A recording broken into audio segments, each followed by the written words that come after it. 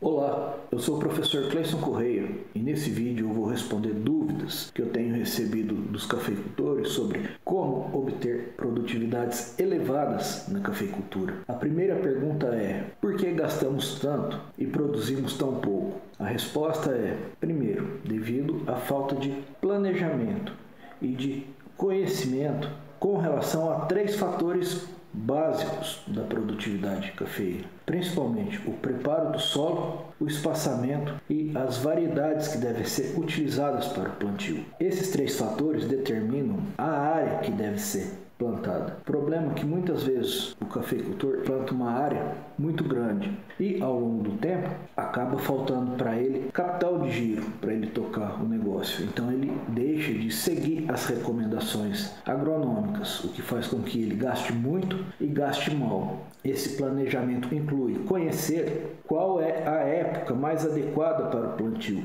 quais são as operações que devem ser feitas, por exemplo, aração, gradagem, sulcamento, quantas vezes cada uma dessas operações deve ser realizada, qual é a profundidade adequada para que esse preparo do solo seja feito. E esse planejamento inclui também saber como é que deve ser feito o manejo da fertilidade do solo, seja por ocasião do preparo do solo, seja por ocasião do plantio propriamente dito. Se esse preparo do solo for inadequado, isso vai afetar a produtividade do cafezal ao longo de toda a sua vida útil, porque isso vai afetar a resistência dessa lavoura à seca e o efeito da bienalidade também vai ser maior. Por isso, em lavouras de baixa produção, o cafeicultor tem como alternativas podar para revigorar a lavoura ou, dependendo do estado dessa lavoura, arrancar e plantar de novo no espaçamento correto. O segundo fator ligado ao planejamento é o espaçamento adequado da lavoura, porque esse espaçamento vai afetar diretamente a população de plantas final no momento da colheita. Lavouras muito abertas exigem demais de cada planta individualmente e aumentam o efeito da bienalidade. Por isso, em lavouras muito abertas, é impossível você alcançar altas produtividades. E esse espaçamento também se relaciona com o terceiro fator do planejamento, que é a escolha da variedade plantada. A escolha dessa variedade, ela depende de vários fatores. Por exemplo, a resposta a podas. E esse fator se relaciona justamente com o espaçamento da lavoura. Se você tem uma lavoura aberta, se você tem uma lavoura adensada ou se você tem uma lavoura semi-adensada. Outro fator é a altitude do terreno, que vai afetar a maturação do cafezal. O quarto fator para a escolha da variedade é a resistência a pragas e a doenças, ou a resposta que essa planta vai ter à aplicação de defensivos. Por exemplo, a variedade Catuai IAC144. Ela é altamente suscetível à ferrugem, mas ela responde muito bem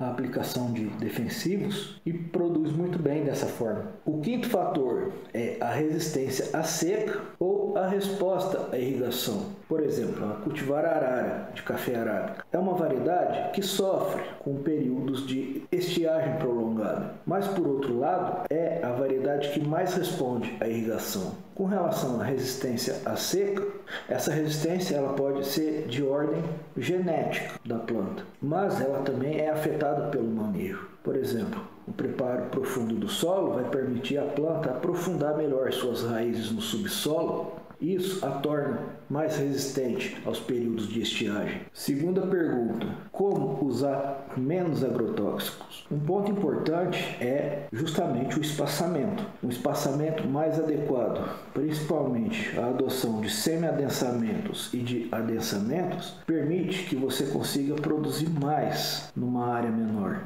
Assim, você consegue racionalizar o uso dos agroquímicos, mesmo que você tenha esse aumento do uso por área, mas no total a quantidade é reduzida devido à redução da área. No caso dos herbicidas, o que permite reduzir o uso nesses adensamentos é o maior sombreamento da lavoura. Isso inibe o desenvolvimento das plantas daninhas. Assim você vai precisar de menos operações de roçadas ou de aplicação de herbicidas. Com relação ao uso dos herbicidas, o fator importante que permite reduzir o uso é o manejo da cobertura do solo. No caso do manejo do mato comum, quando não é feito consórcio, por exemplo, com plantas forrageiras, que é o caso da braquiária ou dos pânicos, a literatura já tem mostrado que roçadas mecânicas não têm surtido efeito em termos de evitar a perda de produtividade comparada com o manejo de enxada, mantendo o cafezal sempre no limpo. No caso do manejo do mato comum, a estratégia mais adequada é você deixar o mato crescer e fazer a pulverização sempre por ocasião do florescimento desse mato. Desse modo, na rua do cafezal, 2 pulverizações ao longo do período das chuvas tem sido suficiente, mais o manejo com herbicida pré-emergente na linha, além das 2 aplicações que são necessárias, sendo uma na esparramação e a outra na arruação do cafezal. A literatura também tem mostrado que o manejo com roçada mecânica ele é eficiente quando você faz o consórcio, por exemplo, com a braquiária. E a recomendação é a mesma. Por ocasião do florescimento dessa braquiária, você faz a roçada. Normalmente, de 3 a 4 roçadas da braquiária tem sido suficiente para o controle do mato durante o período das chuvas. A terceira alternativa para o manejo do mato na rua do cafezal é o consórcio com culturas produtoras de grãos. As mais indicadas têm sido a soja e o feijão, porque além de você fazer o controle desse mato especificamente para essas culturas, o que permite reduzir os custos do cafezal com a aplicação desses agroquímicos, você também tem a colheita desses grãos, o que permite aumentar o rendimento agrícola dessa área. A terceira alternativa para minimizar o uso de agroquímicos tem sido a adoção de variedades resistentes a pragas e doenças. No médio e longo prazo, sem dúvida, essa é a alternativa mais viável economicamente. No caso de pragas e doenças, os agroquímicos mais utilizados têm sido os inseticidas e os fungicidas, e a adoção de variedades resistentes permite eliminar a necessidade do uso desses produtos. A limitação para a adoção de variedades resistentes, primeiro, não é indicado você plantar a mesma variedade em toda a área da fazenda por uma questão de segurança. O segundo ponto é a altitude recomendada para cada uma dessas variedades. Isso está relacionado com o ciclo de produção, porque você tem variedades precoces, médias e tardias. Por exemplo, no caso da variedade Obatã, essa variedade tem um ciclo mediano e mais tardio, e ela é resistente à ferrugem. Outro exemplo de variedade resistente à ferrugem é a Catucaí amarelo 24137. No caso de nematóides do cafeeiro, a alternativa mais interessante, mais viável que existe é você trabalhar com a técnica da enxertia de variedades de café sobre porta-enxertos resistentes a esses nematóides, eliminando assim a necessidade de se utilizar os agroquímicos. Outra pergunta que eu recebi de cafeicultores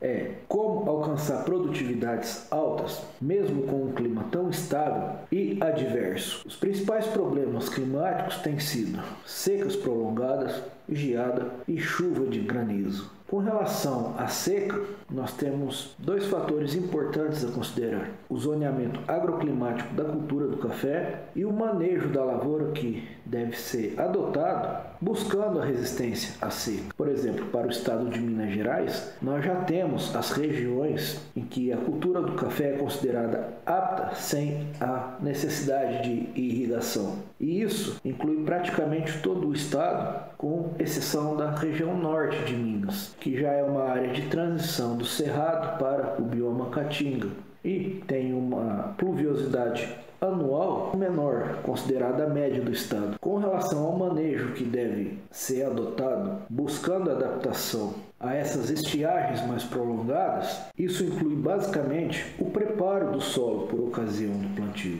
No caso do café arábica, as raízes desse cafeeiro costumam, em condições adequadas, alcançar profundidades variando de 80 centímetros até 1 metro de profundidade. No caso do cafeeiro Conilon, ele tem uma desvantagem em relação ao café arábica, porque esse cafeeiro não tem a raiz pivotante e o o sistema radicular dele naturalmente se desenvolve até os 30 centímetros de profundidade. Então, para esse cafeeiro, um preparo mais profundo não faria efeito, de modo que grande parte dos produtores já tem implantado essa cultura obrigatoriamente irrigada. Mas existe uma saída para que a gente consiga viabilizar a produção mesmo do conilon em condições de sequeiro, focando esse preparo profundo, que é a técnica da enxertia de café conilon enxertadas, usando como cavalo ou porta-enxerto variedades de café arábica. E já existem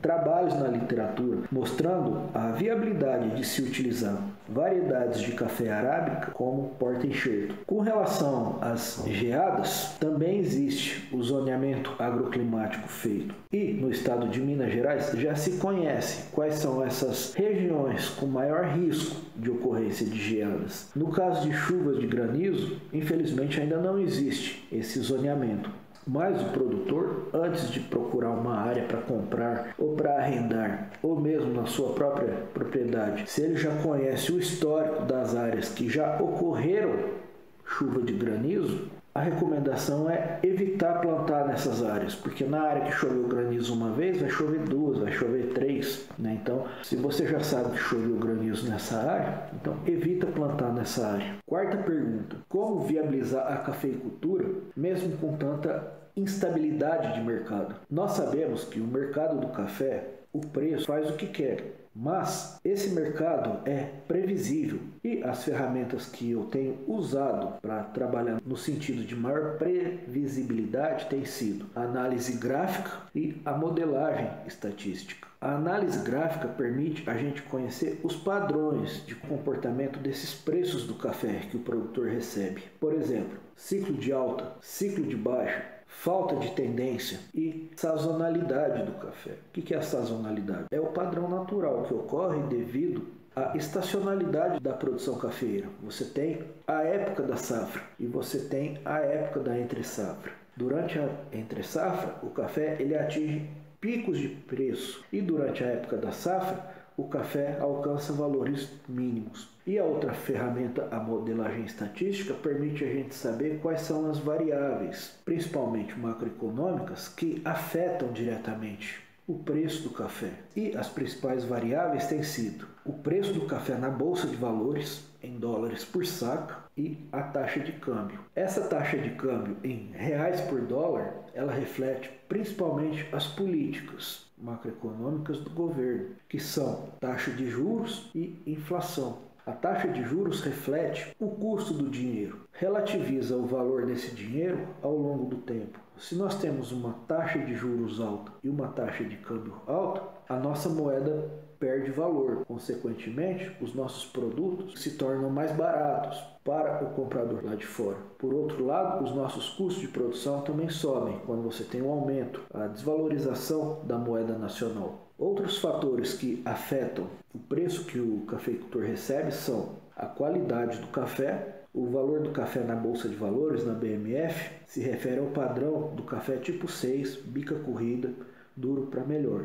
E quando você tem um café abaixo desse padrão, você vai ter desconto no preço. E o que afeta esse padrão é principalmente o manejo que foi adotado na colheita e pós-colheita, por exemplo, estágio de maturação do café, se o café é de um preparo natural de terreiro, se é um café de preparo via úmida, se é um café fermentado, tamanho de peneira, número de defeitos, afetam a quantidade de descontos que o produtor vai receber em cima desse valor do café tido como padrão. E o último fator que afeta os preços ao produtor é a margem das cooperativas, das cafeeiras que comercializam esse café. Assim, as estratégias que nós devemos adotar para a comercialização do café incluem a realização de trava de preços, a CPR, Cédula de Produto Rural, que nada mais é do que uma venda antecipada, pode ser feita de toda a produção ou apenas de parte da produção, com o objetivo de permitir ao cafeicultor obter o custeio da sua lavoura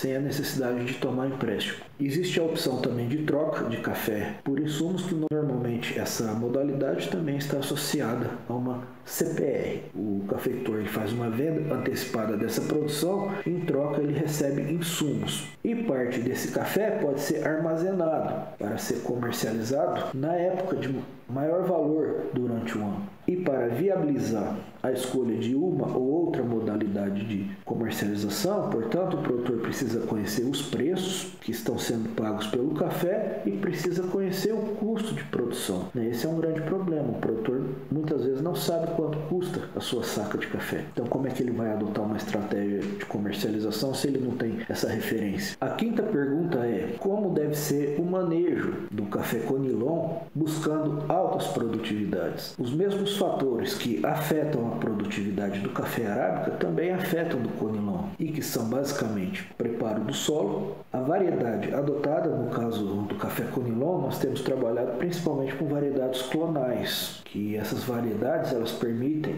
maior produtividade, maior homogeneidade da população de plantas. E o terceiro fator é o espaçamento da lavoura. No caso do café arábica, esse espaçamento é adotado no sentido de obter uma população ótima de plantas por hectare, porque no caso do café arábica nós trabalhamos com a condução da planta no sentido de ter uma haste vertical por planta. Já no caso do café arábica, esse espaçamento ele é adotado no sentido de ter uma população ótima de hastes verticais por hectare, porque no caso do café Conilon nós podemos trabalhar de 2 até 3 hastes verticais por planta. E a principal dificuldade no caso do café Conilon para se obter altas produtividades tem sido justamente o sistema radicular dele, porque essa planta de café ela não tem a raiz pivotante que o arábica tem, e o sistema dela de raízes se desenvolve até no máximo 30 centímetros de